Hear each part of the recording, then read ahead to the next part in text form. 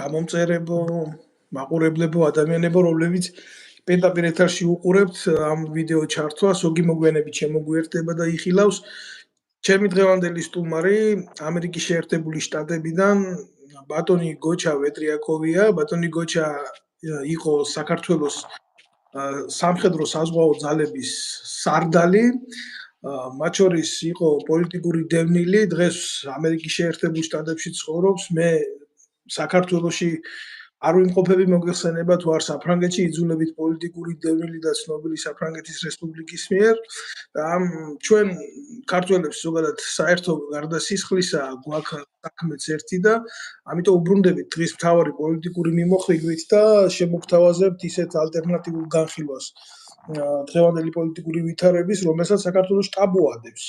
და ტაბუ ადევს ისეთი კუთხით, რომ აკრძალულია ამაზე საუბარი, ან ეთერს არ დაგითმობენ, ან უბრალოდ მათ პოლიტიკურ ტრიბუნას თუ არ წარმოადგენენ, შეიძლება ისე გისროლონ, თითქოს არც არსებობ როგორც მოქალაქე. მოგესალმებით, ბატონო გოჩა. მოგესალმებით, მოგესალმებით თქვენს მაყურებელს, სმენელს და იმედი არის, რომ ეს გასული წელი, რომელიც გაიყო საავსე კატაკლიზმები, დარჩება წარსულში და ახალი წელი მოიტანს უფრო უკეთეს შედეგებს, ანუ უკეთეს წელი იქნება საქართველოში და ყველა ადამიანისთვის საერთოდ. ეს მინდა მოსწროს ყველას. მადლობ თქვენ, მაგრამ პროცესები როგორც უყურებთ ტრივიალურად ვითარდება ჩვენ სამშობლოში.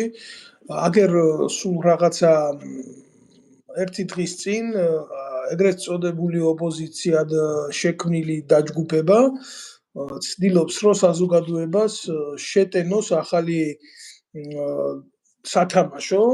აი, ვინც არ იცის, კიდე ერთხელ ვიტყვი, რომ შინაგან საქმეთა სამინისტროს მაღალჩინოსანმა ირაკლი შაიშმელაშვილმა სამშობლო დატოვა, არ ვიცი რამდენად იყო მისთვის საქართველოს სამშობლო, მაგრამ როდესაც ამერიკის შეერთებულ შტატებში გამოემგზავრა ოჯახთან ერთად, მადლობა გადაუხადა სალომე ზურაბიშვილს, რომელსაც 29-მდე აქვს პრეზიდენტობის სხვადასხვა შორის დარჩენილი, დღეს 27-ია საფრანგეთის დროით. საქართველოს დროით შეიძლება კიდევ უფრო ნაკლები აქვს დარჩენილი და მოკლედ თქვა, რომ აგერო შვილების ამოხოცვით დამემუქრნენო და იძულებული გავხდიო, რომ დამეტოვებიაო ჯერო შინაგან საქმეთა სამინისტრო და მერე საქართველოს და წამოსულიყავიო. კოცებისგან ყველაფერია მოსალოდნელი. სანამდე თქვენთან გადმოვიდოდე შეფასებებისთვის, ბატონო გოჩა, მაგრამ თქვენც ხო არა ხართ შემთხვევითი ადამიანი, სამხედრო პირი იყავით და თან უმაღლესი რანგის სამხედრო ოფიცერი იყავით, ხო? თქვენ ხო არ ყოფილხართ დაბალ ეშელონებში და ჩვენ კარგად ვიცით სამხედროებმა, რომ როდესაც თანამდებობაზე მუშაობ, როდესაც შენი ამუნიცია გაქვს, როდესაც პასუხისმგებელი ხარ, როდესაც მით უმეტეს პოლკოვნიკი ხარ, როგორც ეს ადამიანია, იქ წარმოუდგენელია ვიღაცამ გითხრას, აი ადექი და ესე გააკეთე. თუ შენ არ ახარ იმის თანახმა რა, ბრძანებასაც ასრულებ, ხო? უბრალოდ იქამდე არ მიდიხარ ყველაზე მცირე, მაგრამ მე მინდა საჯაროდ საზოგადოებას ვამცნო კიდევ ერთხელ დოკუმენტალობრივად ვინ არის ეს ადამიანი და გახდეს ნათელი ყველასთვის თუ როგორ არის შეიარაღებული ძალების სტრუქტურა დაკომპლექტებული და როგორი ადამიანებით არის სავსე უწყება. მე პატივი მქონდა ამ ადამიანთან, მოგეხსენება ძიმე ვითარება არის რა, 50 ადამიანი კომატოზურ მდგომარეობაში ყავდათ, წაქცეულებს ურტყეს წიხლი და რაც ვიხილეთ ყველა მამას ვერ დაარქმევ ადეკვატური ძალის გამოყენებას საზოგადოების მიმართ, ამ აქციებთან მიმართებაში მაქვს ლაპარაკი. და ადამიანი, რომელიც დღეს ამერიკაში გამოიქცა და მიატოვა ქვეყანა, იძახის, რომ მე არაფერ შუაში არ ვიყავიო და ამ დროს იყო ოპერატიული დაგეგმარების უფროსი შინაგან საქმეთა სამინისტროს. ეს ნიშნავს იმას, რომ ნებისმიერი სამხედრო ძალა, რომელიც შენ განლაგებული გაქვს, შენს მიერ არის წინ ინსტრუქტირებული და დატანილი ოპერატიულ გეგმაზე და შემდეგ ამას თავისი შემსრულებელები ჰყავს, რა თქმა უნდა. ანუ 2019 წელს ბატონო გოჩა, მე ამ ადამიანთან მქონდა ბედნიერება, შეიარაღებული ბრჭყალებში ბედნიერება სატანკო ბაზაზე მემსახურა. და იცით რა არის ყველაზე მეტად მე არ მივიდრკი ვინმეს დამცირებისკენ, უბრალოდ პრეისტორია რა, ადამიანების წარსული ცხოვრების რა. ყველა მიცის ბევრჯერ მithქვია, რომ იქედან წამოვედი, იმიტომ რომ გავხდი მონაწილე, შემთხვევით იმ საზარელი ფაქტისა, რომ ბავშვები გადაიტყვეს, აწამეს და ასე შემდეგ ეს დამალა მერე ხიდაშელმა ანადოლიძემ და ამაში იყვნენ ესენი ყველანი ჩართულები, გესმით? და ეს შტაბის უფროსი რო იყო იქ ჯარისკაცების დედას მიაყენა შეურაცხყოფა და შტაბის უფროსი რიგითმა ჯარისკაცებმა, ჩემმა ჯარისკაცებმა სხვათა შორის გალახეს სამწყობრო მოედანზე. მერე დამითხოვე შეერაღებული ძალებიდან პოლიტიკური დევნა იყო ჩემზე გაკეთებული და სამოქალაქო კუთხით მე ამას ვამხელდი, გესმით? და იცით რა არის მთელი უბედურება? როდესაც იმოქმედა ამან რო იცოდეთ ამ ადამიანის კარიერულ წინსვლაზე შეერაღებულ ძალებში და რომ მეგონა გაანთავისუფლეს უცებ თავი ამოყო შინაგან საქმეთა სამინისტროში. ჯარიდან გამოუშვეს დაასაქმეს შინაგან საქმეთა სამინისტროში. თქვენ ვერ დამიდებთ ბატონო გოჩა დღეს მე ხელს ჯარიდან გამოგდებული კაცის, რომელიც შინაგან საქმეთა სამინისტროში ასე მარტივად გადავარა და შემდეგ უკვე იწყება მისი კარიერა, მას მიაცემია ჩვენებები მელიას წინააღმდეგ, მე მელიას საერთოდ არ ვამართლებ, ერთი ნაწილად მიაჩნია მაგენი და შემდეგ უკვე ეხვევა აგერ თურმე ამ ხალხის ცემის და უბედურების ამბებში და მე უცებ ქვეყანას ტოვებს და გარბის ქვეყნიდან. მე მინდა გკითხოთ თქვენ, ჩვენთვის ეს ახალი ნამდვილად არ არის, მაგრამ რასთან შეიძლება გქონდეს საქმე და როგორი არის პროცედურა საერთოდ ამერიკის შეერთებულ შტატებში პოლიტიკური თავშესაფრის მოთხოვნის? იმიტომ თქვენ მაგ იყავით პოლიტიკური თავშესაფრით და შემდეგ მოხალხეთ. საერთოდ ეს ძალიან რთული სისტემა არის, ეს ადვილი არ არის. რაც შეეხება ასე სწრაფად ოჯახის ევაკუირება, ეთქობა ერთი შეიძლება, ერთ მომენტში შეიძლება, როდესაც არის, როგორ გითხრათ, ისიერი საშიშროება ოჯახის განადგურების. მაშინ კეთდება ხოლმე ეგეთი სწრაფი გადაწყვეტილება, ნებისმიერი ქვეყანა, დემოკრატიული ქვეყანას ვამბობ, რომელიც აკეთებს და ეხმარება ადამიანს, ან მის ოჯახის წევრებს, რომ გამოიყვანონ უსაფრთხო ადგილზე და მერე გაარკვიონ მართალი და ასე შემდეგ. მაგრამ ყისიერი უნდა იყოს საფრთხე, ეს რომ მოხდეს. მე არ ვიცი ახლა მანდრა ის არის, რა ვითარება არის, მაგრამ პოლიტიკური თავშესაფარი და პოლიტიკური ეს ძალიან რთული და გრძელვადიანი პროცესი არის. ჩემ შემთხვევაში მაგალითად მე მაშინ ბიზნესის კუთხით ვიყავი აქ, ფიზიკურად აქ ვიყავი და რომ მოხდა და რომ დაიწყო დევნა და ისა მე ვიმართე უბრალოდ მეგობრებმა მიჩიეს მე მიყვანეს საიმიგრაციოში და საიმიგრაციო მითხრა ნაბიჯები რა უნდა გამეკეთებინა ამ შემთხვევაში იმიტომ რომ ჩემი თავარი მოთხოვნა ის იყო რომ არ იყო სამართლიანი სასამართლო საქართველოში და მზად ვარ ნებისმიერ სხვა სამართლოში წავიდე. ოღონდ დროებით მინდოს, დროებით საცხოვრებელი ადგილი გირდებოდა სადმე რომ გაჩერებულიყავი და საერთაშორისო კანონებით ახლა რომელ ქვეყანამაც გასცა ვიზა, პირველი ვიზა, მოქალაქეზე, რომელსაც სხვა სახელმწიფოს მოქალაქეზე, იმ სახელმწიფომ უნდა უზრუნველყოს ადამიანის გაჩერება მის ტერიტორიაზე. მაგალითად მე რო ჩამოსულიყავი საფრანგეთში ან გერმანიაში გამეკეთებინა ის რა ქვია, განაცხადი რომ დამეხმარეთ მიშველეთ რომ ასეთი უსამართლო ხდება ჩემსავდე. მე ვალდებული ვიყავი უკან წამოვსულიყავი და ამერიკის შეერთებული შტატების თავრო ვალდებული იყო რომ ამ კანონებით მიეღო ეს შემოვეშვი ქვეყანაში და დაწყებულიყო სამართლებრივი მოქმედებები. ასეთი იყო სისტემა. ყველა кейსი სხვადასხვანაირად არის. სხვადასხვანაირად არის, მაგრამ ამ შემთხვევაში მე არ ვიცი, მე ახლა თქვენ იცით რა რაძირალა იყო სააკაშვილის მთავრობა თავიდან ბოლომდე ცისხლიანი ნაზირალა უნამუშოები. მაგრამ მათ არ უკადრიათ რომ ჩემ შვილებზე რაღაცა მოხდა. არა მგონი, მე უბრალოდ ვარ სუბიექტური, ახლა არ ვიცი სუბიექტარება როგორ არის, მაგრამ იმ მომენტშიც კი ის ნაზირლები და ის უნამუშოები რო იყვნენ, მათ ეგეთი რაღაცა არ უკადრებიათ. ოჯახის მიმართ. სიმართლე უნდა ითქვას ახლა, სიმართლე. მით უმეტეს მანდ, ახლა არ ამგონია რომ მე ჩვიმეპარება რომ ვიღაცა დაემუქრა შვილებს გაგინადგურებთო, ახლა რასაც ვკითხულობ, მე ახლა ეს იმ სიუჟეტიდან გამომდინარე, თქვენ რო გავამიგზავნეთ. არ ამგონია ეს შეიძლება იყო ემოციური რაღაც მეგობარმა დაურეკა ან რაღაცა, არ ვიცი, ან პოლიტიკურად ვიღაცას რაღაცა აწყობდა, გაუკეთა ეს. ეს უფრო ვიწრო თუ ეს პოლიტიკურია, ეს არის ვიწრო პოლიტიკური რაღაცა ინტერესების რაღაცა მოქმედებების გამტარებელი ობიექტი, ანუ რაღაცა პაიკი, რაღაცაში არის საჭირო და იყენებენ და ამერიკის საელჩოში წარუდგინეს ალბათ რაღაცა ისეთი საბუთები, რომელიც უჩვენებდა მყისიერ მას რა ქვია საშიშროებას ოჯახის წევრებზე და გააკეთეს ევაკუაცია.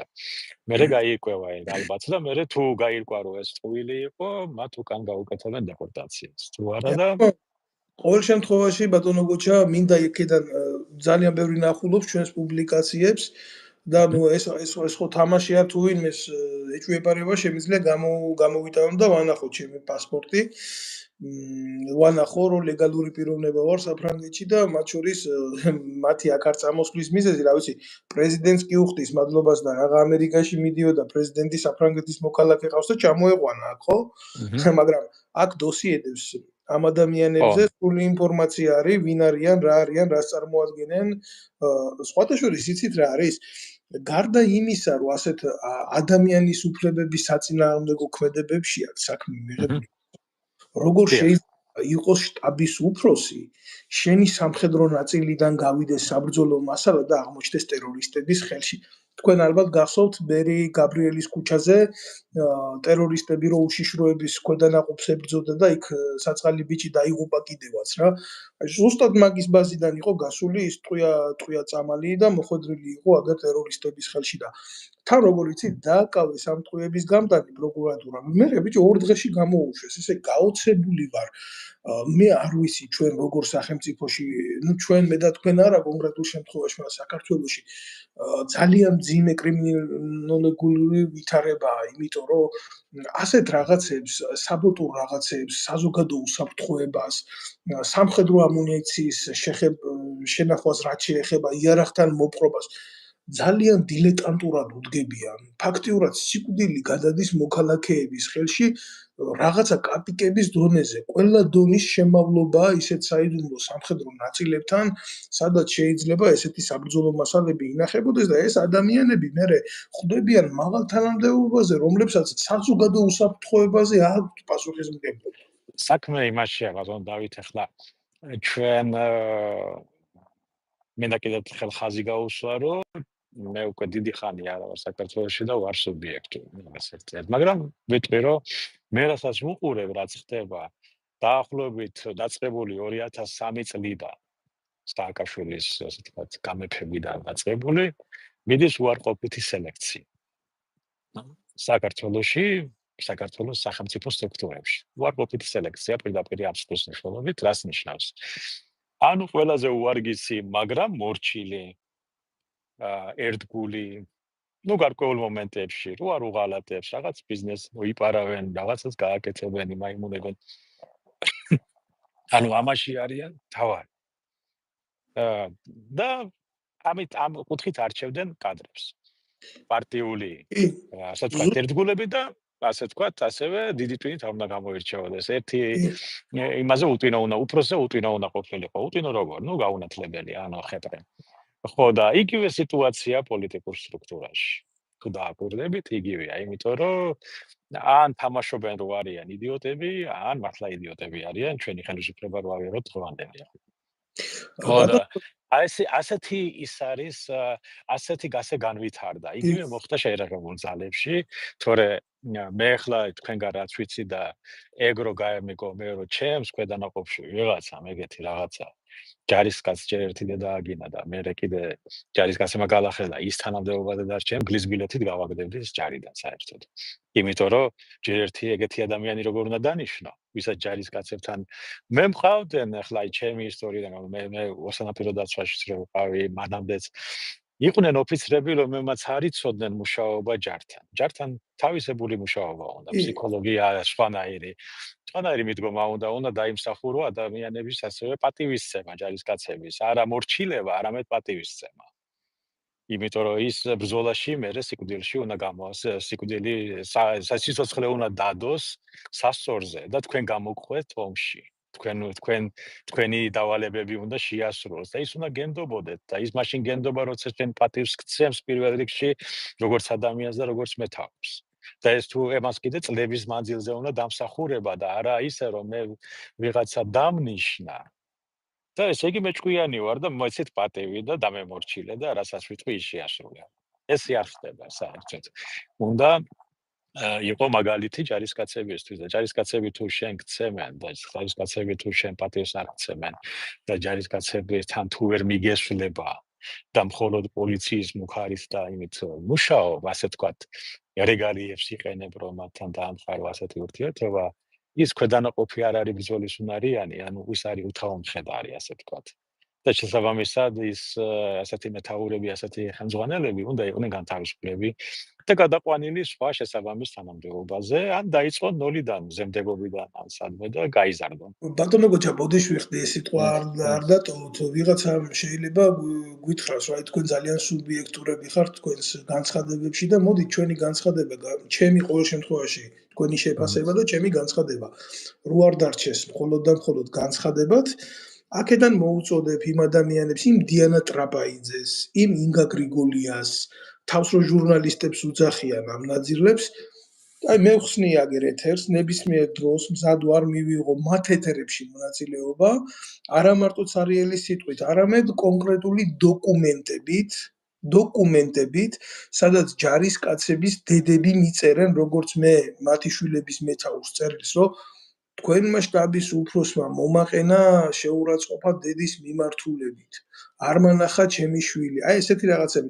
შემდეგ გარდა ამისა, შემიძლია ვანახო ყველა სისხლის სამართლის საქმის ნომერი, რომელიც გრიფით არის დაცული დღეს ბიძინა ივანიშვილის პროკურატურაში და სადაც შაიშმელაშვილზე გამოძიებაა დაწყებული დანაშაულის დაფარვის გულისთვის, ზეწოლისთვის და მუქარისთვის.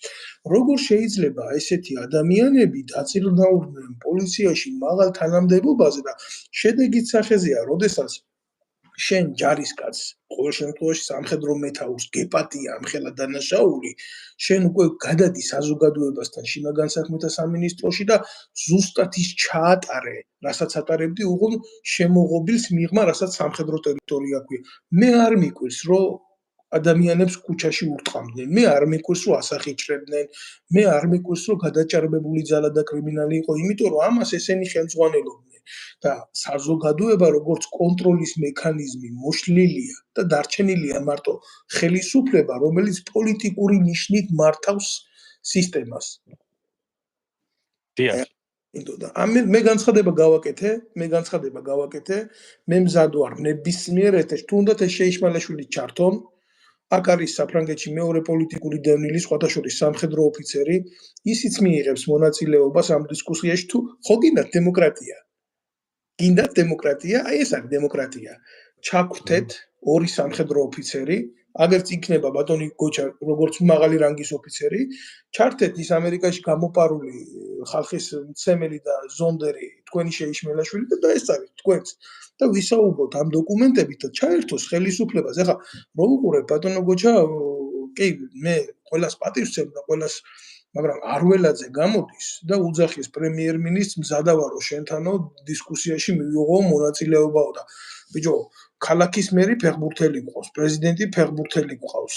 ახლა თურმე ოპოზიციაც ეს არველაძე ყოფილა და ქვეყანა ვიღუპებით, აგერ და ჩვენ სამხედროებს თუ ოდნავ მაინც დამსახურება გვაქვს, იმის უფლება არა გვაქვს, საჯარო დისკუსია ვაწარმოოთ ხელისუფლებასთან და ეგრეთ წოდებულ ოპოზიციასთან. აი ღია ეთერი. ეს საქმე იმაშია, ახლა ბატონ დავით მე გეთანხმებით, პრობლემა რაში არის კიდე პოპულიზმი არის გაბატონებული საქართველოში 99%-ით. პროფესიონალური მიდგომა პოლიტიკის მიმართ არ არსებობს. მხოლოდ ერთეულები არიან, ეს ერთეული ადამიანები სამწუხაროდ ნაკლებად ჩანან, იმიტომ რომ იმათ ერთი ორი წიგნი მაინც აქვს საკითხული და ეხლა ვინ უნდა დაუსვათ წინ, ბურთის მოთამაშე თუ მოჭიდავე თუ კლავჭიდელი თუ ვინამ. მაგიტომაც არის რომ არ არის პოლიტიკური დისკუსიები თემებზე. არც ერთ თემებზე. თქვენ თუ დააკვირდით საერთოდ აი ახლა დღევანდელია ეს ბარდაკი რაც არის. აი მე მაგას ვუძახი ბარდაკს ესე. რუსული სიტყვა რა ქვია, არეულობა ხო ქუჩებში და განუკითხაობა. ეს რისი შედეგია? იმის არაპროფესიონალიზმის ხელისუფლების პირველ რიგში, მეორე რიგში ოპოზიციის იდიოტობის. ყველაფერზე სულის გამყიდველები რო არიან. სამწუხაროდ ასე არის, ეს არის ფაქტი. როგორ შეიძლება ეხლა გამოხავთ ადამიანები და რამდენადაც ვიცი, ყველას ფული აქვს მიღებული ბიუჯეტიდან, უკვე არჩევნები რო ჩატარდა, ვისაც რა ეკუთვნოდა, ხო? მარტო ერთი პარტია დარჩაო, ვისაც არ აღებული, ისაც აიღებს, მაგრამ იმიტომ რომ თუ შენ ფულს იღებ, არჩევნები ჩატარდა და ფული აიღე, ესე იგი შენ სცენი არჩევნები, მაშინ რაღაც მიედმოედები, რასაც ვალებ ამ ადამიანებს, უკაცრავად კარგად, მოგოჩა ხო? დაკონკრეტდები თუ შეიძლება. ანუ დიახ. ის პარტიები, რომლებიც რუსთაველის გამზირზე ამ ახალგაზრდებს ჭიხა-ყავაში და სენდვიჩის გულისთვის აშიმშილებენ, იმათ ფული აქვს თუ აღებული ქართული ოცნებისგან. ქართული ოცნებისგან არა, როგორ არის? ბიუჯეტისგან. ხო, ბიუჯეტიდან მიღებულია ფული, ახლა მე რამდენადაც ვიცი, სულ ყველას ჩაერიცხა ეს ფული, ერთი პარტიაღა დარჩა მარტო და თუ ეს დარჩა, თუ ეს 100 არის, ეს მასკარადი რაზე უნდათ? მეორე კიდე ჩვენ ადრეც ბევრჯერ ვისაუბრეთ. არავინ არ აპროტესტებს, რომ 800 ბავშვი დაიღუპა გასულ წელს, ხო? შიმშილისგან. ეს გაეროს მონაცემებია, ეს თქვენი და ჩემი და ხო, და ესე რატო არ აპროტესტებენ, მაგრამ რატო არ მიდიან და რატო არ გამოხავთ პრემიერ-მინისტრი სალაპარაკოდ იმ საკითხზე, რომ რატო მოკვდა ადამიანი შიმშილით? ბავშვის სიკვდილი უფრო საშინელება არ არის, ვიდრე ევროპის შესვლა არ შესვლა? საქართველოს შემთხვევაში. არა, ხო და მაგას არავინ არ გულახდილად აპროტესტებს. გეტყვის. მე მიმაჩნია ზოგადად ეს ევროპასთან გაიგივება საკუთარი თავის ამ პრიმატული ჯგუფების ყველაზე დიდ ირონიად თვითონ ქართველი ერის მიმართ. იმიტომ რომ ძალიან შორს არიან ამ ცივილიზაციისგან. არა, მე გეტყვით, ეხლა მე წარმოიდგინეთ, მე ვარ პარკში. ეხლა რახან ევროპაში არ არის ეს პარკში, ეს პარკი მაგალითად, მე არ ვითვლები ევროპად, ესე იგი მე უნდა მოდიში და დავანაგვიანო ყველაფერი, გადავაფურწყოთ, ყველაფერი, რა ვიცი, ყველაფერი უკიდურესად, უარესად გავაკეთო, თუ რა მიშლის მე ხელს, რომ მოვიქცე ისე, როგორც თქვა, გინდა რომ ევროპაში იყო. ხო? რა მოგიც შეიცვალე შენი ისა რა ქვია, დააწესე მინიმალური ხელფასი, გაამკაცრე კანონები, დააწესე რაღაცა პარიტეტი იმპორტ-ექსპორტზე და ამოსცია ეკონომიკა, ვინ იშლის ხელს? არავინ არ უშლის ხელს. მაგას არ სჭირდება ევროკავშირი. ევროკავშირში შესვლა ეხლა აი ამ წუთას საქართველოსთვის ნიშნავს იცით რას? მეტი ემიგრაცია ევროპაში, იაფი მუშახელი ევროპის ქვეყნებისთვის. მეტი არაფერი, იმიტომ რომ ჩვენი წარმოებები არ არის, გაჩერდება. ბულგარეთმა ვერ გაუძლო იმხელა სოფლის მეურნეობის ინდუსტრია ჰქონდა, ხო? რუმინეთი შეხედეთ რა დღეში არის, ხო? წვალობს.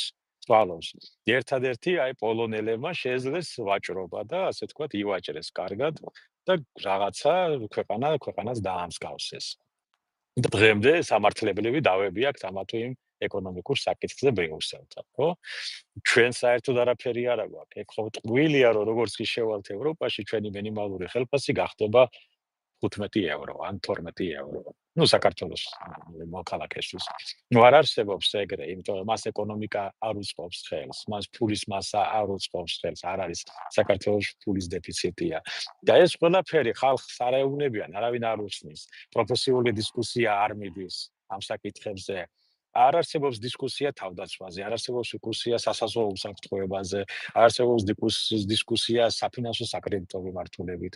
არ არის დისკუსიები სოფლის მეურნეობა, არ არის სოფლის მეურნეობის მიმართულებით, არ არის დისკუსიების მსუბუქი მრეწველობა, როგორ განვითარდეს, ტექსტილი როგორ განვითარდეს, 1500 ქარხანა მუშაობდა საქართველოში 1990 წლის მდგომარეობით. არც ერთი ქარხანა დღეს არ მუშაობს საქართველოში, გონი 2-3-ია დარჩენილი. შვილ ქარხანას ვამბობ. არ ვიცი მეტალურგიური ქარხანა კიდე თუ მუშაობს, ხო? არანაირი დისკუსიები არ მიდის ამ თემაზე. რო შედიხარ, აი ჯარში რო მიდიხარ, ჯარში ადამიანი რო შედის, ის არის ან მეკავშირე, ან სნაიპერი, ან მსროლელი, რა ქვია, ან რაღაც მზარეული, ან ტანკისტი, ან ფრინავი, ხო? რაღაცა პოზიცია უკავია. ჩვენ რა პოზიციას ვიკავებთ ევროპაში? რა ნიშა გვექნება ჩვენ ევროპაში? ისევე როგორც ნატოში რო შევდივართ. ეს იყო ყველაზე დიდი დილემა ჩვენ დროსაც. ყოველთვის ვამბობდი, რომ ჩვენ არ გვაქვს ეკონომიკური განვითარების გეგმა და ჩვენ არ გვაქვს ასევე სამხედრო სისტემის ინდუსტრიის და საერთოდ სისტემის განვითარების გეგმა. ანუ რა მიმართულებით მივდივართ? ჩვენ რომ ნატოში შევდივართ, რა ფუნქციას ვასრულებთ? რა გვეკლია, რა ფუნქცია გვაქვს? დამტვერი ფუნქცია, მიღები ფუნქცია. ხო, ანუ ჩვენ ფაქტიურად ადამიანებს მოსახლეობას თან არ მიდის მუშაობა, არავინ არ ასწავლის რა არის სამხედრო გეოგრაფია. ყველა გაიძახის გეოპოლიტიკა. მე რა, გეოპოლიტიკის გარდა კიდე არის სამხედრო გეოგრაფიაც.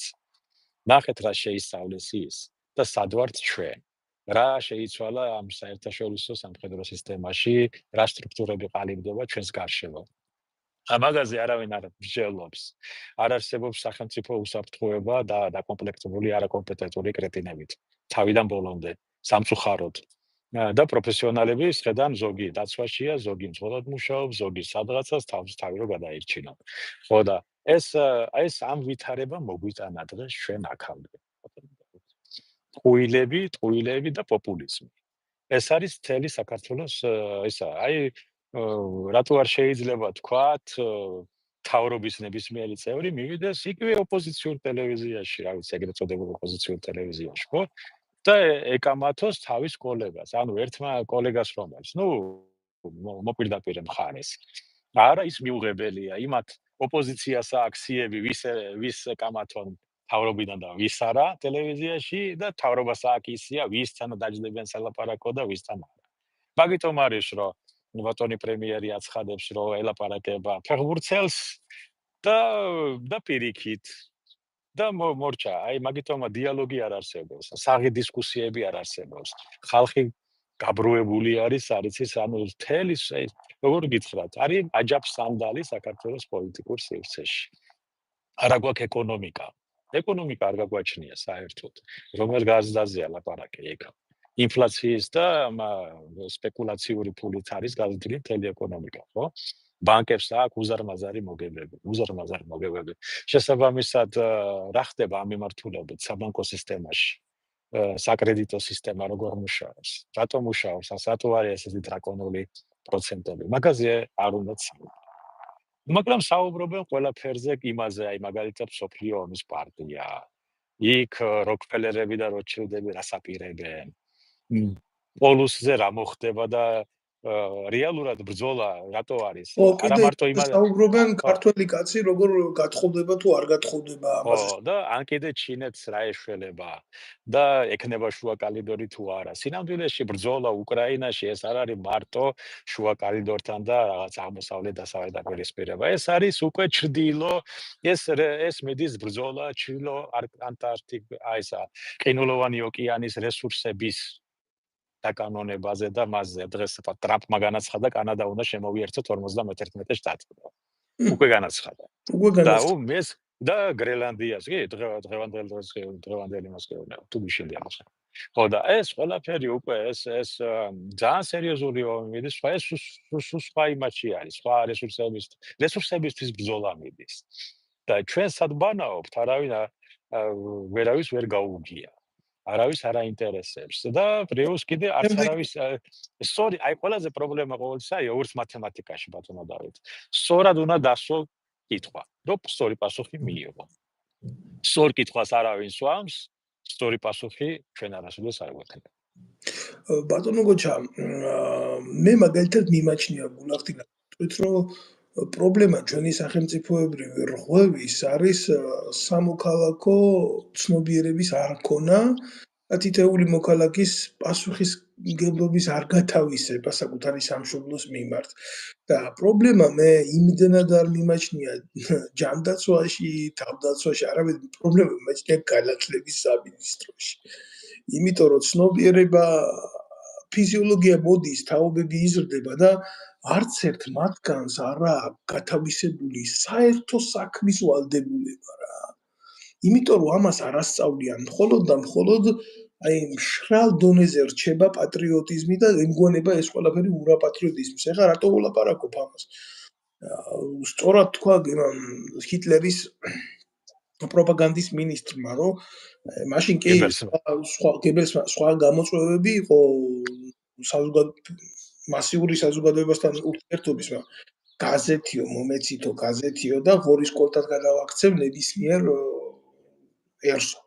აი იმითი შეეძლო ისეთი რაღაცა ცნობიერების დონეზე ეკარნახა და დღეს ახლა რომ უყურებ გულახდილად გითხრათ რითი არის დაკავებული სახელმწიფო უშიშროების სამსახური ნაცვლად იმისა პასუხი გასცე შენს ქვეყანაში არსებულ გამოწვევებს მარტო ის ხო არ არის საზოგადოების დაცვა რომ ვიღაცას დინამიტი ამოუღო მატარებელს აფეთქებდეს არა აი ესა იდეოლოგიური ომი ცნობიერებითი ომი თანამედროვე ომი აგერ კიბერსამყარო ესე იგი ესენი გადასული არიან რაზე იცი თუ ვინმე ბოდიშით და უკანლით ყავს დაჭერილი მწერალთა კავშირში, თუ ვინმე უკანლით ყავს დაჭერილი მე მწვენია.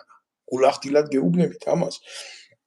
იმიტომ რომ ქართული ლიტერატურა, ქართული პოეზია, ქართული მხატვრობა ეს ის არ არის ბატონო გოჩა რაც იყო მაგალითად ჩვენი მამა, აი თქვენ დროს რაც იყო რა. არ არის ეს არც ის ლიტერატურა არ არის, არც ის ხელოვნება არ არის, არც ის თეატრი არ არის.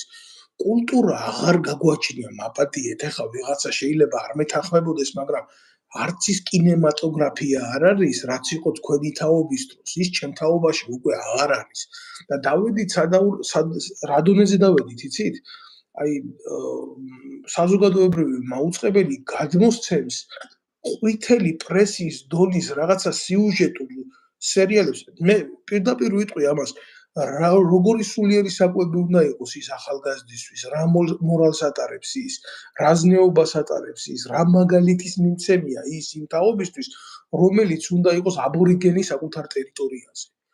რა мотиваციას აძლევთ ახალგაზრდობას, რომ არ დატოვოს ეს ქვეყანა. აი ვიღაცა მისი ქვეყანა გამოიყენა და გაიქცა ოჯახთან ერთად და მე იქედან ყვირის, რომ აი რა ცუდია მისი სამშობლო. ახლა რა ვარ ჩეიშმელაშვილი აკეთებს ამას, მაგრამ თქვენ მანახეთ მე ის ფესვი რითიც შეიძლება ქართველი კაცი მოეჭიდოს გინდა კულტურაში, გინდა ეკონომიკაში, გინდა ფილოსოფიაში, გინდა ნებისმიერ დონეზე გლეხიც ხო არ შეიძლება იყოს. აი გეტყვით ბატონო, აქ ახლა ორი ობიექტური მიზეზია. პირველი რომ საბჭოთა კავშირი დაინგრა და ჩვენ ჩამოგვექცა დიდი შეცდომა დაუშვით მაშინ პირველი პრეზიდენტის ძალით დამხობის ასე ვთქვათ, ძალით დამხობა რომ მოხდა და დეკემბრის თბილისის ომი.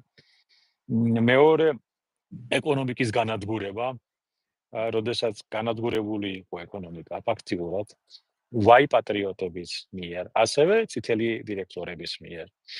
ხო და რომელმაც ასე ვთქვათ ჩალისფასად ჩაიგდეს ყველაფერი ხელში და გაასუხარეს ასე ვთქვათ მთელი ქონება. ჩვენი ფლოტი, ჩვენი საოკეანო თევზაჭერი ფლოტი, ყველაფერი განადგურებული, გასვისებული და გადაცემული იყო სხვა მიმართულებით. ანუ ქვეყანაზე არავინ არ ფიქრობდა. ეს აქედან დაწყებული, მერე რამან რა მოიტანა. მოიტანა ისა, რომ ადამიანი უმუშევარები ადამიანები წავიდნენ საშუალზე. ზოგი მაშინ რუსეთში მიდიოდა ხალხი უკრაინაში, ბელორუსიაში სამუშაოდ. მერე ევროპა გაიხსნა, ევროპა გამოჩნდა, ევროპა, მერე ამერიკა. ფაქტიურად მილიონი ადამიანი გასულია. აქედან მილიონიდან დაახლოებით 70-80% ოჯახები ფაქტიურად დისტანციურად დაიშალა, ასე ვთქვათ. წარმოიდგინე აქ არიან ქალბატონები, რომელიც 97-18 წლიდან მუშაობს და ვერ ჩასულან საქართველოში. შვილები გაეზარდა, შვილები უკვე წამოეზარდა და დღემდე ვერ ჩადის, იმიტომ რომ ეხმარება ოჯახს. ეგ რო წამოვიდნენ ისინი შემშეკი დაიფოცებიან. ეს არის ტრაგიზმი, ეს ბატონო გოჩა. ტრაგედია, ეს ტრაგედია, უმაღლესი ის არის, არ ვიცი ამას ეს არის წამებაც. ეს სხვანაირად ამას წამებაც. მეორე აქ დანგრეულ ოჯახებში გაიზარდნენ ბავშვები. ზოგს დედა ახავს სასული, ზოგს მამა ახავს სახში. ზოგს ორივე ახავს სახში და ბებია ბაბუა ზრდიან უკეთეს შემთხვევაში. ზოგი მარტონი ზრდებიან ქუჩაში. ეს არის შედეგი. ჩვენ ახლა რასაც უყურებთ ჩვენს პოლიტიკაში, ჩვენ იმას. მე ახლა მყავდნენ ახლა შორსა წავიდნენ, ჩემთან იყვნენ ჯარისკაცები, მაშინ აი 2000 წელს, 2001-ში ფლოტში. და ასევე ბევრი წერა კითხვა არ იცოდნენ და ზოგი გუბერნატორი გახდა, ზოგი გუბერნატორის მოადგილე. ერთ ზოლზე ვერ წერდნენ წინადადებას. მე ეს პატაკები შენახული მაქვს იმ თანამდებობის პირების, რომელიც ახლა სხედან ზოგი. უბრალოდ ტრაგედია იმას კი არ არის ახლა, იმათი ბრალიც კი არ არის, იმიტომ რომ ოჯახები აღარ იყო ფაქტიურად არჩენილი, რომელიც არ განადგურდა და გაიყო. არ დაჭა 80%. და აი ეს არის შედეგი.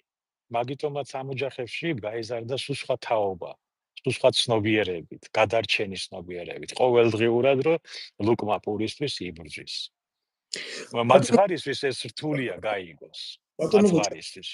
ეხლა მინდა შემდეგი შეკითხვა დავსვა, გასაგებია ეს რეალური მდგომარეობები და არ იცვლება, არ შეიცვლება, იმიტომ რომ ამის გეგმა არ არსებობს და არ არსებობს პოტენციალი, მაგრამ აი დღეს უყურებთ, ვკითხულობთ ამას, რომ საქართველოს მოქმედი პრეზიდენტი 29-მდე ზურაბიშვილია კიდე აცხადებს, რომ თურმე თანამდებობას არ დატოვებს და კიდე იქ დარჩება.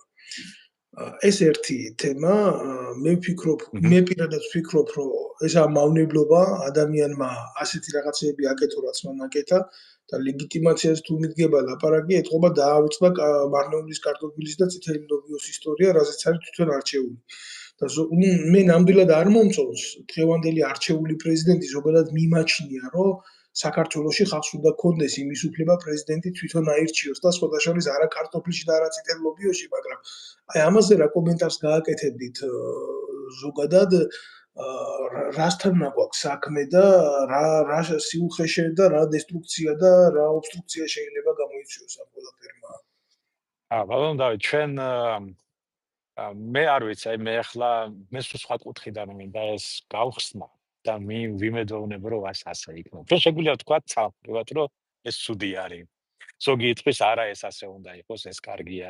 ზოგი იტყვის, რომ ქალბატონი პრეზიდენტი უნდა დარჩეს სასახლეში, პრეზიდენტის რეზიდენციაში. ზოგი იტყვის, არა. მე ეს გვერდზე გადავდო და ჩვენ სხვა კუთხიდან შევხედოთ. ჯერ ერთი დავაკვირდეთ, ჩავთვალოთ, რომ ჩვენ გვყავს ტყვიანი ხელისუფლება და ჩვენ გვყავს ტყვიანი პრეზიდენტი და ის სპექტრი, ასე ვთქვათ. ამ კუთხით დავუდგეთ ახლა. ჩვენ გარშემო რაც ხდება, ხო ხედავთ სირიაში რა ამბები. სირიამდე სულ 300 კილომეტრია, მეტი კი არა. სირიასა და ჩვენ შორის არის თურქეთი და იქ თურქეთში იქ ქურთებმა თუ არ უდარიეს რამე, ეს ჩვენზე იმოქმედებს პირდაპირ. ანუ საფრთხე ძალიან დიდი არის. მეორე, ირანში რა ხდება, თქვენ კარგად ხდება. აზერბაიჯანში კი სტაბილურობა მიღწეულია ნავთობის ხარჯზე, მაგრამ ეს სტაბილურობა თქვენ ძალიან მყიფე არის.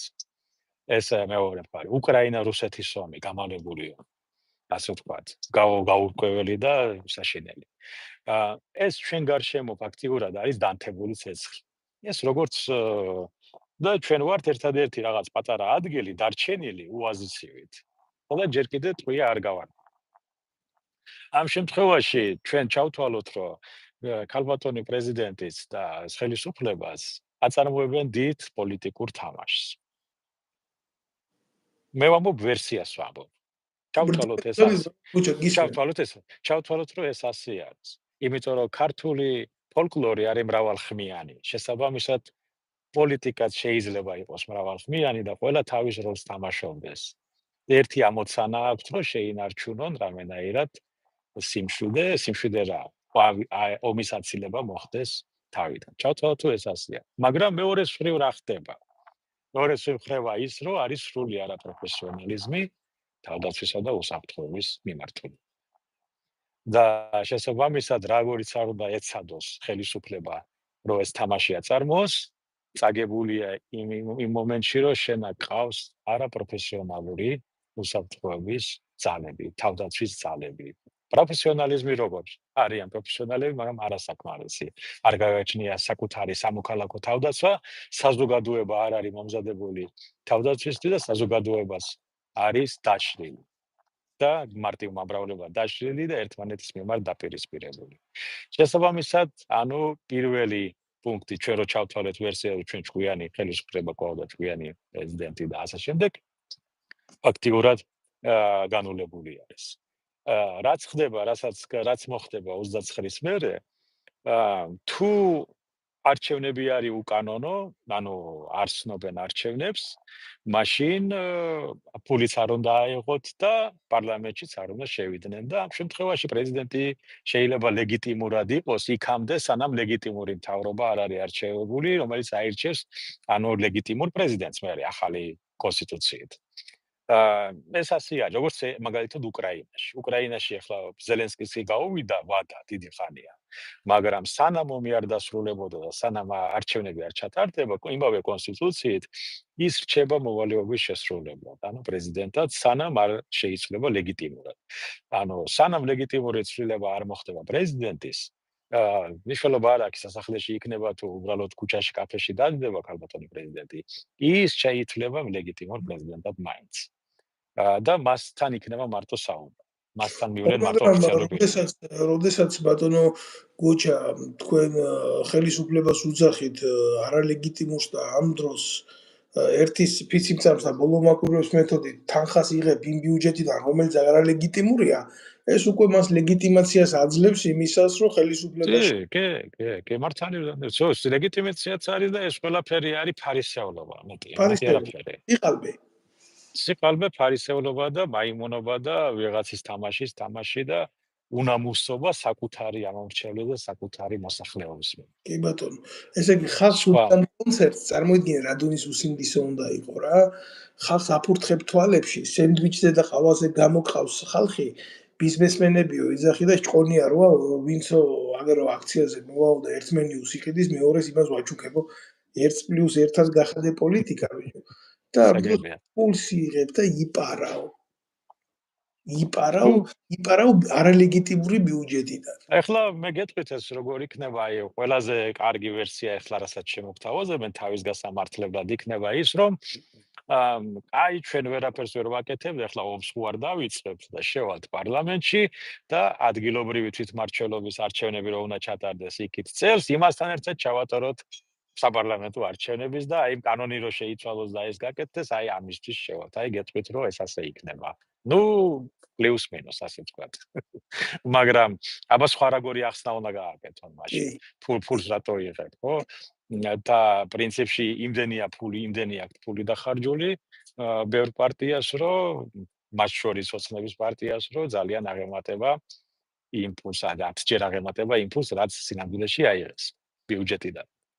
მაგრამ ეგაც უნამუსობა, ეგრე არ უნდა გაეკეთებინათ. მაშინ თქვით, რომ გამოდით უყველანი, ჩვენ ამას გავაკეთებთ, რომ არ დავძაბოთ და სამოქალაქო ომი არ მოხდეს და დაპირისპირება შევათ. ამა ღიად უნდა ითქვას მაშინ ეს როგორი ვთქვათ, პატიოსნად უნდა უთხრან საკუთარ ამორჩევლებს ეს.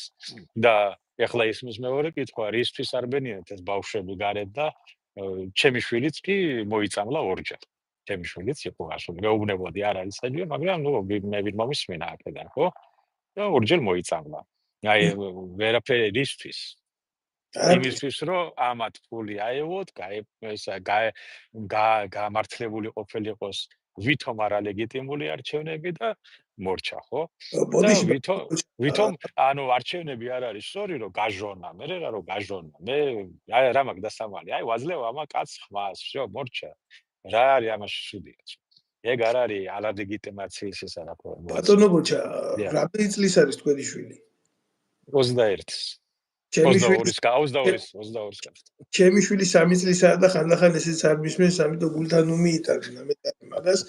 არა, უბრალოდ რა არის, იცი, მეწოდებიან, მართლა ხა ეს ხუმრობით და ლირიული გადახვევით, მაგრამ თქვენც ყოფილხართ 23 წლის და მეც ყოფილი ვარ და ნამდვილად გულიც ერჩის და სისხლიც ერჩის და არ უნდა ესეთი დამყაყებულ ვითარებაში ყოფნა, მაგრამ მან ხომ არ იცის სინამდვილეში რა ხდება. ერთ ჩვეულებრივ რუსულ ანდაზას მახსენებს ეს ყველაფერი და აუცილებლად უნდა ვთქვა რა. ზღარბი მოხდება ცხენის ფეხებში და ნისლია. გაიფანტება ნისლი და ზღარბი შეხედავს მარტო ცხენის მუცეს და ეს რა უნახება, მაგრამ იმას ჯერ ცხენი არ უნახია. აი ესეთი ვარიანტია რა, როდესაც არ იცი ამ პროცესებს ვინ მართავს. ძალიან რთულია მარტო სისხლის და გულით, აი უამრავი თქვენი შვილის ნაირი ახალგაზრდა, აი შუბლით რო შეასკდა ამ ყველაფერს და ვიღაცამ სენდვიჩის და ყავის ფასად პოლიტიკური დივიდენდები მიიღო ივანიშვილისგან და მილიონობით ლარი აქვს უკვე აღებული იმ არალეგიტიმური ბიუჯეტისგან, რომელსაც ამ პატარა ბავშვებს ფარად აყენებს რობოკოპების წინ. აი ყველაზე ცუდი ის არის, რომ ბავშვებმა უმეტესობა ბატონო დავით, ბავშვებმა საერთოდ აი ეს ძალიან შორს არიან. ჩემი შვილის ჩათვლით, არ იციან რეალობაში რა ხდება. უთხრეს რომ აი ესენი რომ მოვuliდნენ ამას გააკეთებენ ან ესენი თუ დარჩებიან ისეთი ეს იქნება და ასე ატყუებენ ბავშვებს და მათაც აღარ ყოფნით აღარ ცოდნა არც განათლება არც გამოცდილება და როგორც ახალგაზრდობას შევიარეთ ჩვენ შეგავით ახალგაზრდები მათ ახალგაზრდები რაღაცა პრობლემა არის და უნდა გადაწყდეს ეს პრობლემა და ბოდიში და ის ვინ ჩემი ფეხებია რომ მე მიშლის ხელს და აბა ხმალი უნდა ამოვიღო და დავარტყოთ ეს ახალგაზრდული მაქსიმალიზმი და ახალგაზრდული ასე ვთქვათ ქარიზმა მეტი არაფერი 90% ასე წარმოდგენაც არა აქვს ახლა რეალობაში რომ ისინი თოჯინებად იყენებენ სხვის თამაშში რაღაცა სხვის სპექტაკლში. მე ნამდვილად ეხლა რომ უყურებდი როგორც პროფესიონალი და ძალოვანი უწყების ყოფილი თანამშრომელი, ხო? მე მართლა ვერ წარმომედგინა ბატონო ბოჩა, რომ აი ასე შეიძლება ქართველმა ქართველს ცემოს. ეხლა ნებისმიერ აქციაზე სადაც ირბევა შინაგან საქმეთა სამინისტროს აქვს თავისი დებულება და არავის თავზე ხელს არ უსვამენ თქვენ მოგეხსენებათ, მაგრამ წაქცეულ სახეში ბატინკი ურტყა, ფარი ურტყა, კი შეიძლება იქედან დესტრუქტანტები იყვნენ გასაგებია, მაგრამ ის ხო ქართველია, ესე იგი სახელმწიფოებრივი აზროვნების და სახელმწიფოებრივი აღზრდის მე ვამბობ ძალოვან უწყებებში ნულოვანი განათლება არის რა. ნულოვანი. მე მართლა მე ვკითხულობდი კაცო ჯარში რო ვიყავი, მე ვკითხულობდი მაგ ლექციებს, სახელმწიფოებრივი აღზრდის ლექციებს. და ეს არისო საგანი, რომელიც რაღაცა ჩვეულებრივი საგანი იყო, ეს იყო საბრძოლო მომზადების საგანი, თქვენ კარგად იცით, სახელმწიფოებრივი მომზადების საგანი. ძალიან მნიშვნელოვანი საგანი იყო. რატო არ ექცევა ამას ისეთი ყურადღება, რომ თითო ჯარისკაცს, თითო ძალოვანს გათავისებული კონდეს თავისი ფუნქციამოვალეობები, რომ მინიმუმ იმან იცოდეს როგორ მართოს პროცესი. ეს წარმოუდგენელია, არ დადის ჩემო. ეს გეტყვით, რომ პირველ რიგში მე დიდი ეჭვი მქონდა, რომ დიდი ეჭვი მე გამოვთქვა, ასე თქვათ, როგორც ახლა გავცელებულია, როგორც ასე თქვათ, ტაქსისტები ლაპარაკობენ, ხომ იცით ეს რა თქვა, წაროზე რაღაც ლაპარაკობენ, კახეთში რო ვიტყვია. რომ ეს არის კერძო ჯგუფები დაქირავებული პარტიების მიერ, ერთი მხარე, მეორე მხარე და აკეთებენ ამას, ეს პოლიციელები ნაკლებად იქონია, რომ იყვნენ პოლიციელები. ეს დაქირავებული მამაძაღლები არიან, რომლებიც ასე უნამუსოდ ფულის გამო ასე მოიქცნენ. არა, მაგრამ ერთი ის არის, რომ მათ გამოვლენა ძალიან დიდ პრობლემას არ წარმოადგენს, იმიტომ რომ მათივე კოლეგები ჩაუშვებენ მათ. არა, მაგალითად ფოტოშოპი მინახა თქვენ ქვეყანაში ვინც არის წარმოსული, იმ ნაბიჯვარმა შაიშვილმა თქვა თვითონ, რომ ისაო რა ქვია, კიო, ჩვენ ყავდაო პოლიციასო დაქირავებული ესეთი ჯგუფებიო. ეხლა ყვირის მაგას ამერიკიდან თუ არა საქართველოში რო იყო და თანამდებობაზე რო იყო და იცოდა, მაშინ მაგის ლაპარაკის ვაჟკაცობა არ როდესაც ეს არის თანამდებობაზე ზის ადამიანი და ხედავს რომ მას უკანონო რამეს ავალებენ, რომ გააკეთოს ეს მან უნდა ეს განაცხადოს ოფიციალურად და გადადგეს.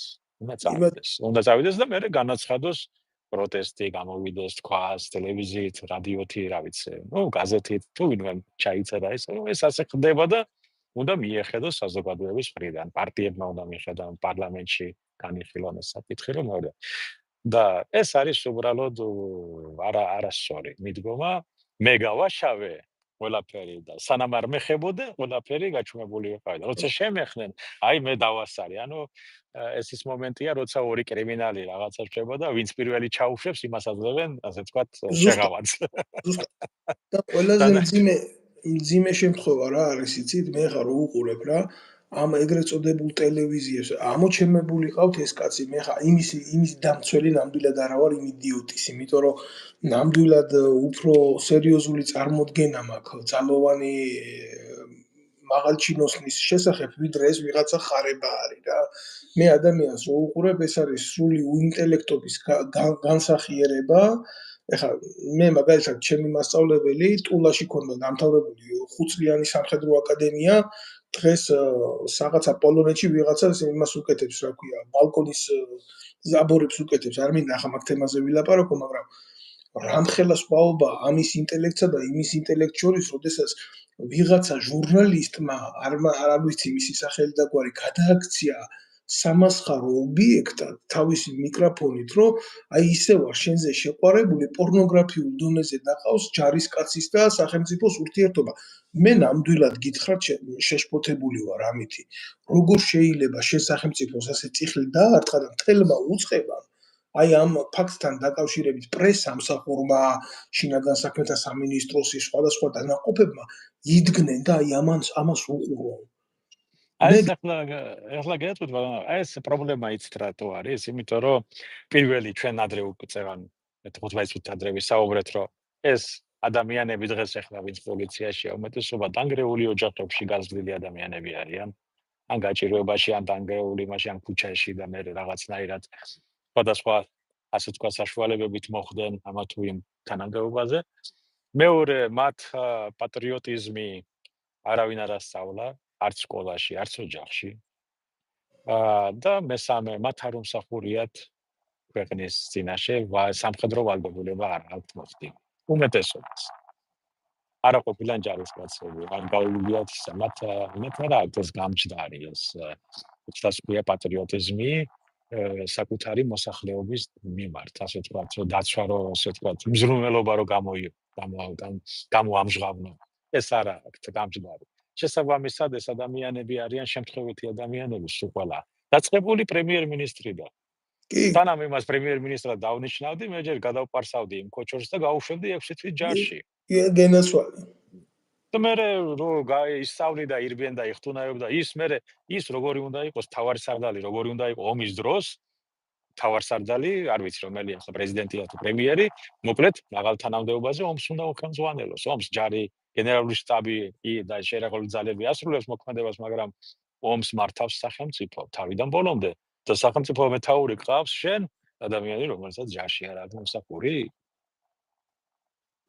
ზუსტად. ასეთი ადამიანებით არის დაკომპლექტებული პარლამენტიც. ერთი ყოფილი ოფიცერი გენერალი არ არის იგივე ოცნების რიგებში. ყველანი არიან გარდა სამხედრო პირის, რომელსაც შეუძლია რაღაც კანონებზე იმუშაოს, რაღაცა ჯარისკაცების, ოფიცრების და შერეღებული ძალების ინტერესები გაატაროს თავდაცვისა და უსაფრთხოების კომიტეტში. დღეს ვინები არიან იქა? დოყლაპიები ჯარში არ აქვს დამსახურება, გადაწყვეტილებას იღებენ? იმათ რა, უბრალოდ შედან იქა, რომ ფული ჩამოწერონ.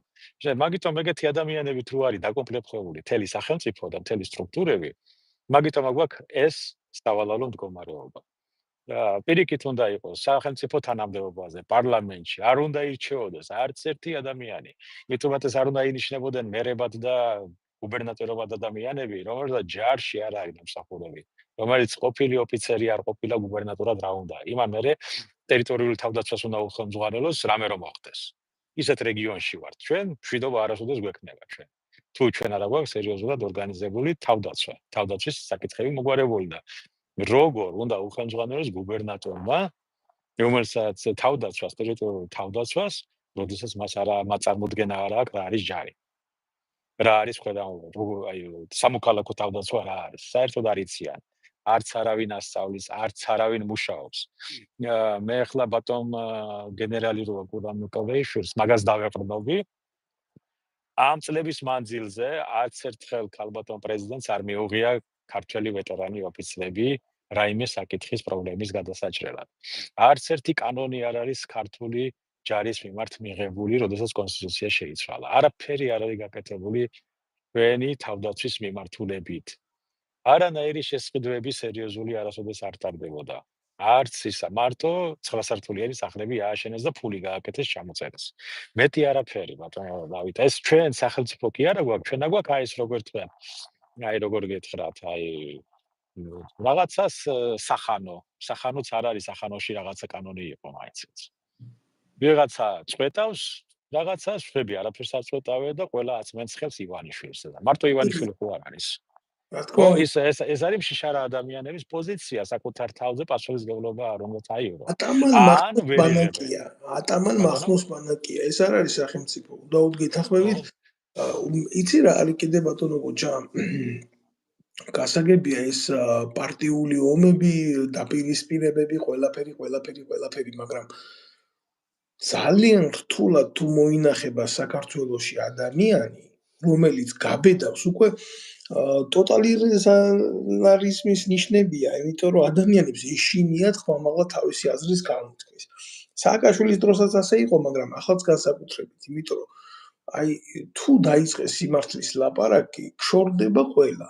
ხდები რაღაცნაირი პერსონა კეთროვანი. ნონ-გრატა, კეთროვანი. კეთროვანი ხდები, გესმით და აი მე ყოველთვის მეშინია ამისი, რომ მასა მოწყვეტილია ამ ყველაფერს სიმართლის ორბიტას. აი ბატონ დავით, იცით სინამდვილეში ბრძოლა რისთვის მიდის ამ პარტიებს შორის?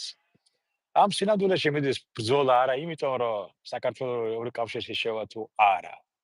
ან კიდე საქართველოს შევა ნატოში თუ არა, ან რუსეთთან ვიქნებით ჩელიაბინსკის რაღაცა დონე თუ არა. არამედ მიდის ბრძოლა იმისთვის, რომ გადანაწილებული იყოს ის ფულადი კანალები, რომელიც საქართველოზე გადის, ან საქართველოში შემოდის. რა თქმა უნდა. ანუ ჩაიწიე მეც დამაჯინე. ეხლა გეტყვით 100%-დან, მგონი 8 ავიღოთ მაქსიმუმ.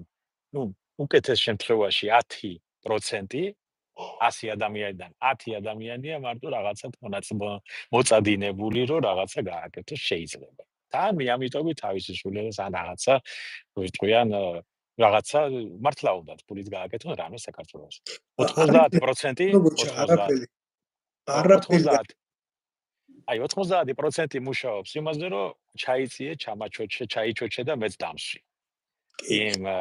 იმ გზავნილებიდან, იმ ნარკობიზნესიდან, რომელიც წალეკილია მთელი ქვეყანა, იმ ნარკოტრანზიტიდან შემოსული შემოსავლები, ეს მაგაზეურია. უკანონო მიგრაცია, რომელიც საქართველოს გავლითაც მიდის აღმოსავლეთიდან დასავლეთისკენ. ასევე ბევრი იარაღის ტრანზიტი, აქედან ფული. და უამრავი ესე თქვათ ტრანზიტი, რომელსაც გადაზიდვებიდან და იქიდან ფული შედის პლუს თქვენ უნდა გავიწყდებათ 95%, არა 90% ახლა საქართველოში არის იმპორტი. იმპორტზე კრიშა, ასე თქვათ, და როგორ გითხრათ რუსული სიტყვა, როგორ არის ეს საქართველოს. ფარველობა, იმპორტის ფარველობა და იქიდან სარგებლების მიღება. აქ ლაპარაკია დაახლოებით 30 მილიარდი ლარის კონტროლს. და 30 მილიარდი ლარი ეს რაც არის, ეს რაც იყიდება, რაც კეთდება და რაც მიდოდა. ეს როგორ უნდა და ეს ახლა 100 მილიონსაც დახარჯავენ, 500 მილიონსაც და თუ საჭიროა მილიარდ ლარსაც დახარჯავენ, რომ ეგ შეინარჩუნა. მარტო კაზინოებში ტრიალებს 60 მილიარდი ოფიციალური ცნობით რაც არის და რაც ის არის. ხო? და აი მაგაზე მიდის, რომ მანდ კონტროლი არ იყოს, რაღაცა არ იყოს და იქ ჩაჯდენ თვითონაც. ამ თემებზე რომ დაილაპარაკოთ თქვენ, მეორე დღესვე ჭაჭანება არ იქნება თქვენი მედია სივრცეში და დაბულინგებული. ისედაც არ არის თქვენ ვინერული. გიპოვიან ნარკოტიკებსაც, გიპოვიან იმასაც, დაგაშანტაჟებენ კიდევაც და ასე შემდეგ. ასე უკეთებენ მოსახლეობას. ეს არის ნაზირლები, ბატონო დავით. ეს როდამდე უნდა არა, აი ამ კაზინოებთან მიმართებაში, კაზინოებს რავი შეხედავს, ამათ თავისი ხელისუფლება აქვს ხელისუფლებაში შექმნილი უკვე. თავისი პოლიცია ყავს, თავისი აგენტურა ყავს, თავისი ნარკოკუტოკები აქვს გახსნილი და უარეს გეტყვით, აგერ რა დღევანდელი პარლამენტარები ვინ ზიან კოცებში, ისინიც კი ნაყიდი ყავთ კაზინოებს. ისეთი ფული აქვს ტოტალიზატორებს გადახდილი ამ სპორტსმენებისთვის, აი არავინ არ მუშაობს მაგაზე რომ ამოიღოს. გაგახსენებ ძალიან მარტივ შემთხვევას, როდესაც ხელისუფლება ვითომ შეეცადა პოპულისტურად რაღაცა კანონის გამკაცრებას ამ ონლაინ კაზინოებთან მიმართებაში, არა ზოგადად კაზინოებთან, არამედ ონლაინიდან შეეძლოთ ასე ბავშვებს პირდაპირ ხელწოდომა ქონოდათ. პირველი ვის დაუპირისპირდა ხელისუფლებას ეს იყო ლაშა ტალახაძე და ეს იყო ესე ჰალკად წოდებული ვიღაცა გმირად რო გამოყავთ ახლა. ჩვეულებრივ ესენი მე პირდაპირ მიმაჩნია ტოტალიზატორების კომპრომეტირებულ როჟებად რა. ფულს იღებდნენ იქედან და ასრულებდნენ მათ გავლენას. ამათ რა საზოგადო უნდა გააკეთოს. აი გეტყვით, ბატონ დავით, ეს სათამაშო ბიზნესი უნდა იყოს კონტროლირებადი და მაქსიმალურად რეგულირებადი. და რაც შეეხება ლოტარიას და ასე თქვათ, იმეებს და ტოტალიზატორებს, ეს უნდა იყოს სახელმწიფოს, აი როგორც აქ ტეხასში არის, ხო? აქ სახელმწიფო არის. ლოტარიას თამაშიც, ისაც ყველაფერი და მთელი ფული მიდის სად? განათლების სისტემაში. მთელი ფული, აი ამ შემთხვევაში მასწავლებლებს და იმებსაც ეშველებოდათ. კი ბატონო, იყოს რახანასია, იყოს ოღონდ კონტროლის ქვეშ და რაც კი მოგება კაზინოებს, უნდა წავიდეს სად? უნდა წავიდეს განათლების სისტემაში. კი ბატონო, და ეს ეს უნდა მოიქცეს. კონტრპროდუქტიულია, როდესაც აი ამ ხელა სიბილწე გარყვნილ და თამაშ და აზარ დამოკიდებულება იზრდება სახელმწიფოში, უნდა წავიდეს ზუსტად ის ფული განათლებაში დაკაპეიკა, ასე რომ ვიტყვი, ამ დროს საზოგადოების და ახალგაზრდობის ცნობიერება იყოს იმდენად ძლიერი, რომ დამარცხდეს ეს თამაშ დამოკიდებულება თუ არა. ეხა უბრალო ადამიანები კი არა, დოსტოევსკი იყო თამაშზე დამოკიდებული და დაწერა კიდევაც უთამაში იმ ამას წაკითხვა უნდა, გააზრება უნდა, საზოგადოებამდე მიტანა უნდა და მოთხრობა უნდა. სწორი აქ საფრანგეთში კითხულობენ დოსტოევსკის როგორც ავტორს და ჩვენთან საქართველოში თუ რამე რუსულია, ყველაფერი ცუდად არის აღქმული კულტურისა და ლიტერატურის ჩათვლით. მე არა ვარ ამის მომხრე, პირდაპირ გეტყვით, რომ ვერ ისწავლოს ქართულმა საზოგადოებამ გარჩევა კარგის და ცუდის. მე ამის სერიოზული წინააღმდეგი ვარ. ჩვენ რაც გვადგება ჩვენი საზოგადოების მშენებლობისთვის რაც იქნებოდა უკეთესი, ჩვენ იქეთკენ უნდა გადაგვედგა ნაბიჯები და ყველა მხრიდან საუკეთესო უნდა აგვიღო, მაგრამ ვერ მივედით აქამდე ჩვენ სადამდეც მივედით, ეს არის ერთმანეთის ჭამა, დაბეზღება, სხვა ქვეყანაში კარგი ადგილის მოძებნა და საკუთარი ქვეყნის უარყოფა რა. მე არ ვამბობ იმ ადამიანებზე, ვინც ნამდვილად დიდი პრობლემებით იძულებული გახდნენ ამ ემიგრაციის, მაგრამ ხო არიან ისეთების, რომლებიც აგერ შეიშმელაშვილივით გარბიან და იქედან ყვირიან, მე რა ცუდია მისი ქვეყანა რა. აი ამის თქმა მინდა, მე უყურებ ამაში სერიოზულ პრობლემას, ბატონო გოჩა. და სამწუხაროდ პერსპექტივასაც კი ვერ ვხედავ, თუ ახალი ძალები არ შეიქმნა ქვეყანაში რამე გაუმჯობესდეს. ნელ-ნელა უნდა ჩამოყალიბდეს, ეს ევოლუციური გზით უნდა წავიდეთ, ბატონო დავით, სხვა გზა არ არის, ეს ეტაპი გასავლელი არის, ამერიკამაც გაიარა შეთაშორის ეს ეტაპი არაერთხელ. თვითონ 30-იან 40-იან წლებში ბევრი ადამიანი, ბევრი მერები, მოსამართლეები დახვრით ეს პირდაპირ კრიმინალური მეებში, ასე ვთქვათ, რუზველტი პირდაპირ მითითება იყო, ასე რომ ეს ძალიან რთული პროცესი და გრძელვადიანი პროცესია. მაგრამ ჩვენ ახლა რევოლუციური პროცესები არ გვაწყობს, ჩვენ ახლა ძალიან თეთრკებად რაიონში ვართ, არ შეიძლება მაგის დაშვება. ეს უნდა გავითვალისწინოთ. მეორე კიდე ჩვენ უნდა ვიფიქროთ მომავალს. რა ტიპის სახელმწიფოს ვაშენებთ? რა გვინდა, საით მივდივართ? გჭირდება ეს ნატო და ის საერთოდ გჭირდება. ეხლა ვიღაცა იძახის გჭირდება. შეიძლება არ გჭირდებოდეს, მან ჭკვიანური პოლიტიკა უნდა და არავინ არ იცის, არავის არაა გათვლილი. იმიტომ რომ 2005 წელს, როდესაც მე ვესწრებოდი საზღვაო სიძლიერის სიმპოზიუმს ამერიკაში აქ, მაშინდელი ადმირალი მულენის მოწვევით, რომელიც იყო მერე გახდა ეს გაერთიანებული შტაბის უფროსი. მაშინ იყო წარმოდგენილი უკვე ახალი ალტერნატიული პროექტი ნატოს, მივიცი, ალტერნატივა. მაშინ უბრალოდ მე ვერ გავიგე, უცბად, ახლა არ მეყოფინა, ასე ვთქვათ, ინფორმაცია და განათლება დონე, ასე ვთქვათ, უცბად ვერ ჩავწვდი, ვერ მოვხდი უცბად. მაგრამ წლების მანძილზე როცა გადავხედე საით მიდის, მე ვფიქრობ, რომ ნატო სანამ საქართველო იქნება მზად, ნატოს შესასვლელად, ნატოში თვითონ ამერიკის შეერთებული შტატები აღარ იქნება. და თვითონ ნატო თვითონ გარდაიქმნება ევროპის შეიარაღებულ ძალებად. ეს მოხდება მომავალში. მეორე საკითხია, ჩვენ რამდენად გვაწყობს ვიყოთ იქ.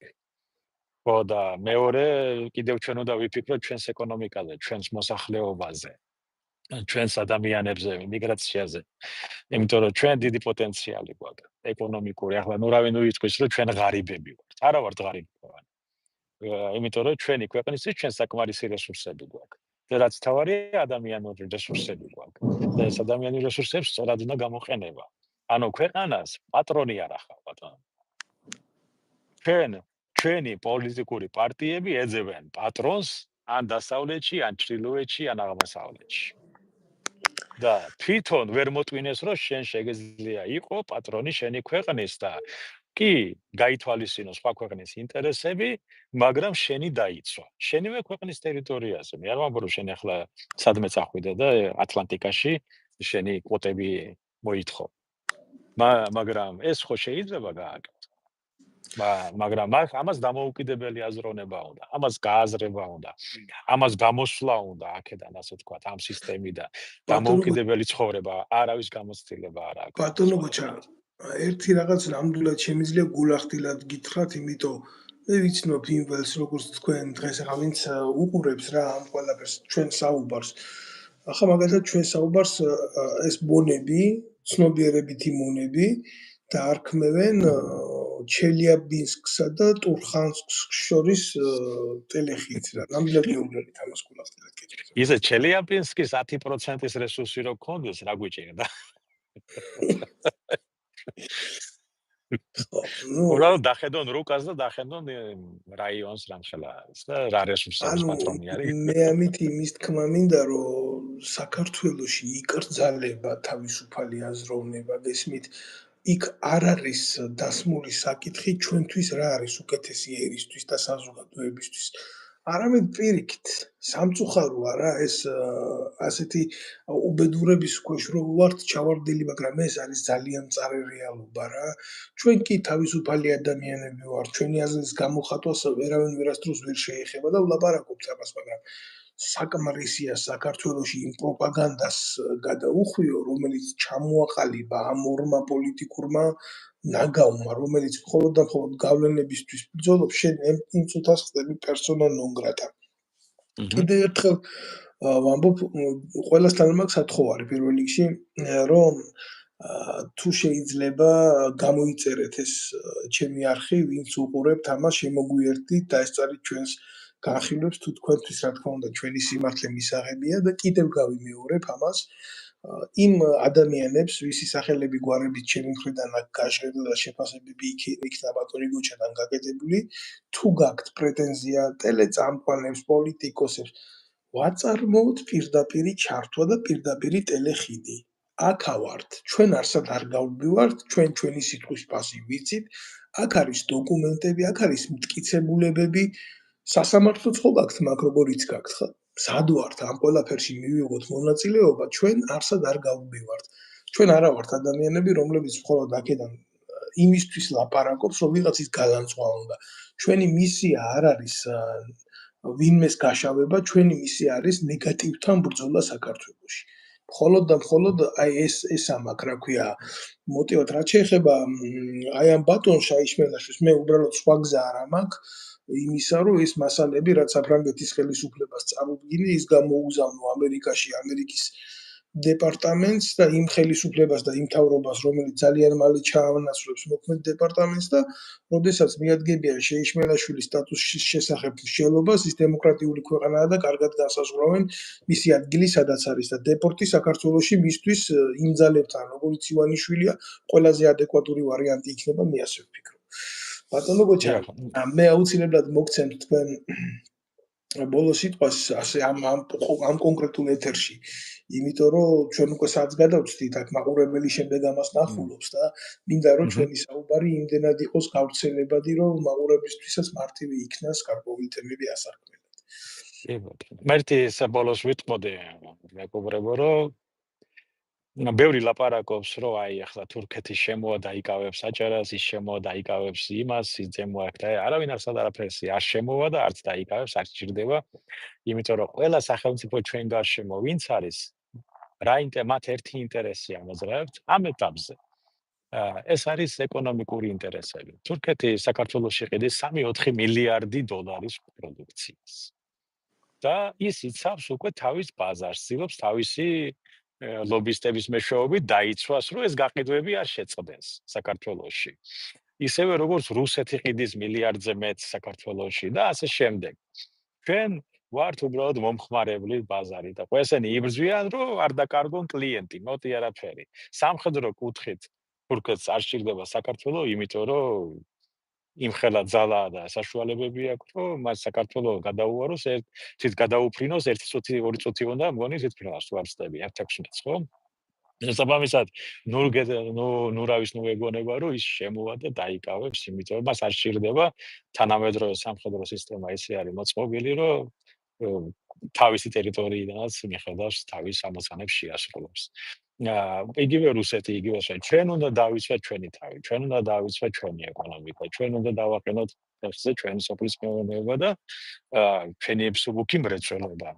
მცირე ბიზნესი, საშუალო ბიზნესი და მხოლოდ ეს გამოასწორებს ქვეყანაში მდგომარეობას. მანამდე იქნება პარადი ამ ადამიანების უთვინო უთავოების და ესეთი, ასე ვთქვათ, გაურკვეველი წარმომავლობის და გაურკვეველი წარსულის, ასე ვთქვათ, თარეში. და გვექნება ეს ტიტუშკებს რო ეძახიან და რაღაც ისულელეებს იმეებში, რა ქვია, ცემატყება და ესეთი არ ვიცი ამას რა შეიძლება დავარქვა. შინაგან საქმეთა მინისტრის ადგილზე მე უბრალოდ დავიკარგებოდი, გადავდგებოდი და საერთოდ არ გამოვჩნდებოდი. რო შინაგან საქმეთა სამინისტრომ არ იცოდეს ვინ ვის სცემს. ესე იგი სცემს, ესე იგი მონაწილეობს, არა? ესე იგი თვითონაც რო გადადგება, მე ვიღაცამ უნდა გაიგდოს ციხლისქვეშა და ეს იქნება ნორმა ალბათ, ხო? ცხოვრების საქართველოს ვინც არის მაღლა, ის ურტყავს ვინც არის დაბლა. რა ეს არის დანაშაული ქვეყნის წინააღმდეგ. აუცილებლად უნდა გკითხოთ ბატონო გოჩა, ეს შევაფასოთ რა ეს მომენტი, უშიშროება აკეთებს ესეთ განცხადებებს პერმანენტულად, რომ მიღებული ინფორმაციის საფუძველზე აი ემზადებიან ვიღაცის მოსაკლავად და რაღაც. სულ მიკვირს ამის დედავატირე რა, როგორც მეზობელი მყავდა, ყვევით ინფორტიორ ბიუროს თანამშრომელს უძახდი, ყველაზე ყველაფერი იცოდა რა. შედედაატირებულო სახელმწიფო ხარის ხო არა ხარ ინფორტიორ ბიუროს თანამშრომელი. თუ შენ ასეთ ინფორმაციას ფლობ, რომ შენი მოქალაქეების შესახებ სისხლის ღვრა, მკვლელობა, პოლიტიკური ნიშნით გამოყენება და პროცესების მართვა მიდის, ამაზე სისხლის სამართლის საქმეს რატო არ ხძრავ და რატო არ მიყავს ეს საქმე ბოლომდე? თუ ეს ჭეშმარიტია ნამდვილად და შენც არ ახარ მოტივირებული, რომ მხოლოდ პოლიტიკური პროცესებზე აკეთო ზეგავლენა და манипуляტორი იყო. აი არ ვიცი მე მივიჩნევ რომ ჩვენ ქვეყანას უშიშროება კი არ ახავს. ეს არის ბიძინა ივანიშვილის ბანკის უსაფრთხოების სამსახური. ბატონო გოჩა თქვენ გაგეთიშათ ჩვენება. რა სამწუხაროა გაითიშა ჩვენ. ადგილზე ვარ მე. ადგილზე ხართ, კარგი.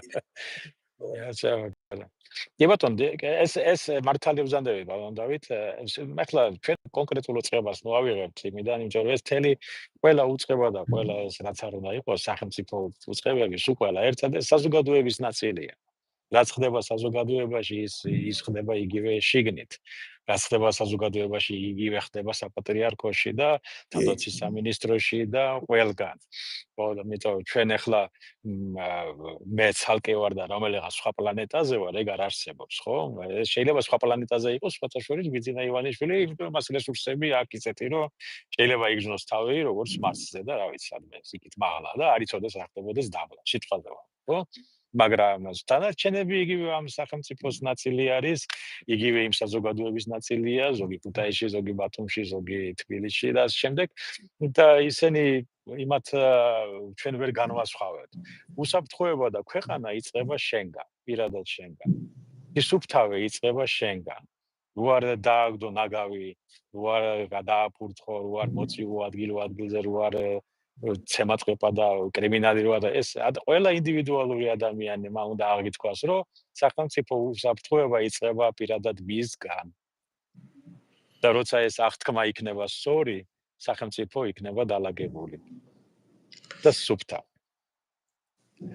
ბატონო გოჩა, მე დაგემშვიდობებით, მადლობას გადაგიხდით პირველ რიგში, რომ მონაწილეობთ ჩვენთან ამ განხილვებში, ჩვენი საზოგადოება, ვინც უსმენს, უმრავლესი ნაწილი კმაყოფილია ამ განხილვების და მინდა გითხრათ, რომ თქვენ ვერ მოისმენთ აქ რამე უწმაწოს, რომელსაც ხშირად მე გარკვეული ადამიანების მიმართ ცალკეულ ბლოგებში ვხმარობთ. აი, ვისაც გინდათ ადეკვატური საუბარი, აგერ ახარ და კიდე ერთხელ ბოლოს ვიტყვი რა, თუ შეიძლება კიდე ერთხელ გავასწავლეთ, რომ ვისი სახელი და გვარიც გაჟღერდა.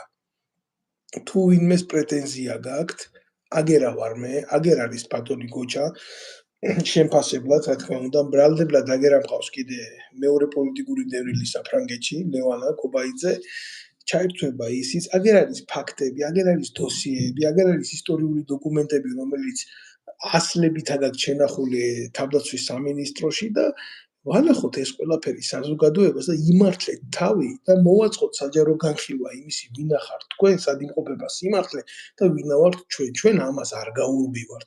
ჩვენ არა ვართ ადამიანები, რომლებიც ვიძახით, რომ მხოლოდ და მხოლოდ ცუდის დანახვა გვინდა ვინმეში. ჩვენ ვებრძვით ნეგატივს და არა სახელმწიფოს.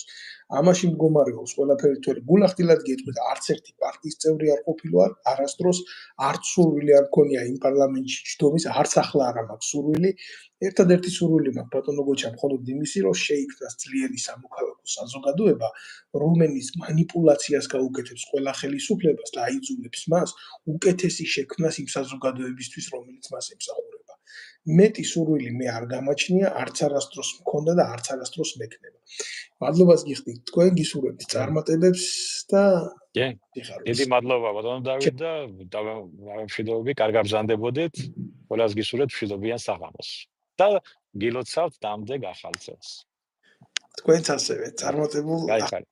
როცავს. გაიხარეთ.